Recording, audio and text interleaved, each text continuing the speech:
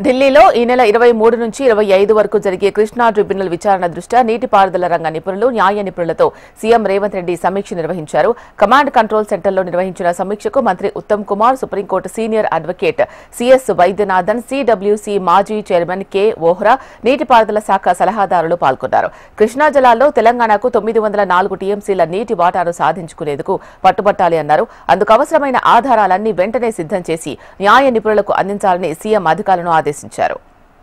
కృష్ణా జలాల విషయంలో తెలంగాణ ప్రయోజనాలకు కట్టుబడి ఉన్నామని మంత్రి ఉత్తమ్ కుమార్ మరోసారి స్పష్టం చేశారు. 811 టీఎంసీల కృష్ణా జలాల్లో రాష్ట్రానికి 71% డిమాండ్ చేస్తున్నామన్నారు. న్యాయంగా రావాల్సిన నీటి వాటాను సాధిస్తామని తెలిపారు. ట్రిబ్యునల్ ముందు బలమైన వాదనలు వినిపిస్తామని చెప్పారు. తాగు, సాగునీటితో సహా పరిశ్రమలకు నీటి వినియోగానికి చర్యలు తీసుకుంటామన్నారు. ట్రిబ్యునల్ విచారణ సమయంలో సీఎం రేవంత్ రెడ్డి ఢిల్లీకి వచ్చి సమీక్షిస్తారని తెలిపారు. తెలంగాణలో నిర్మిస్తున్న ప్రాజెక్టులకు 65% మేర నీటి కేటాయింపులు ఉండాల్సిందేనని ఉత్తమ్ కుమార్ రెడ్డి అన్నారు. పెరుగుతున్న అవసరాలకు తగ్గట్టుగా నీటి కేటాయింపులు ఉండాలని, అందుకు అనుగుణంగా తాజా సమాచారాన్ని ట్రిబ్యునల్కు సమర్పించామన్న ఉత్తమ్ ఎట్టి పరిస్థితుల్లోనూ ఈ అవకాశాన్ని జారవిడ్చుకోబోమని పునరుద్ఘాటించారు.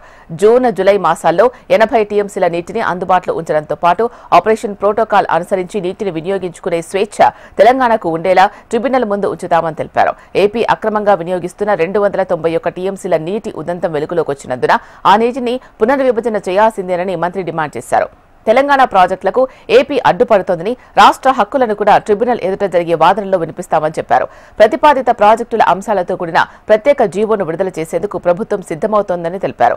ప్రాజెక్టులు పూర్తి చేయకపోవడం వల్లే కృష్ణా జలాలను తెలంగాణ వినియోగించుకోలేకపోయిందని భారత రాష్ట్ర సమితి నేతలపై ఉత్తమ్ మండిపడ్డారు.